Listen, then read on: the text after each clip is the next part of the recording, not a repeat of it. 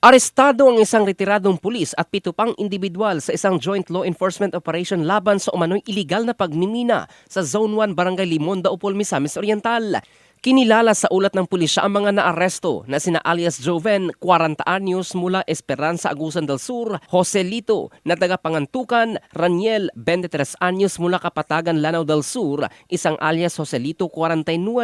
mula Bantoran, Davao de Oro, isang Rezan, 35 anyos residente naman ng Barangay Limonda, Upol, isang alias Ruel, 45 anyos na taga New Bataan, Davao de Oro, Edward, 37 mula Kahapunan, Valencia City, Bukidnon, at ang retiradong pulis na si alias Jimmy, 60 anyos, residente naman ng Barangay Gusa, Cagayan de Oro City. Ayon sa mga otoridad, naaktuhan ang grupo habang nagsasagawa ng iligal na pagmimina sa lugar.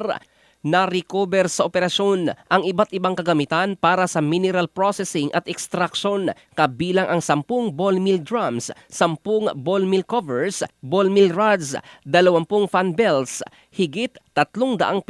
sako ng mineral ores at ilang kemikal tulad ng oxalic acid, silver nitrate, iodine potassium at ang phenolphthalein. Napag-alaman na walang kaukulang permit mula sa gobyerno ang processing ng mineral ores. Binigyang diin ng mga otoridad na bahagi ito ng kanilang pinaigting na kampanya laban sa iligal na pagmimina sa Misamis Oriental. Nabatid na isinagawa ang operasyon ng Upol Police Station, Provincial Task Force Kalikasan at Kalinaw, Regional Mobile Force Battalion, 2nd Mobile Provincial Force Company at Provincial Intelligence Unit sa ilalim ng Philippine National Police. Nakapiit na ang mga sospek at inaasahang kakasuhan sa paglabag sa mining at environmental laws habang nagpapatuloy ang investigasyon upang matukoy kung may iba pang sangkot at tukuyin ang pinagmulan at posibleng destinasyon ng mga nakuhang mineral ores. In the heart of changing lives, ito si Jofel Candado ng Brigada News Philippines, the Music and News Authority.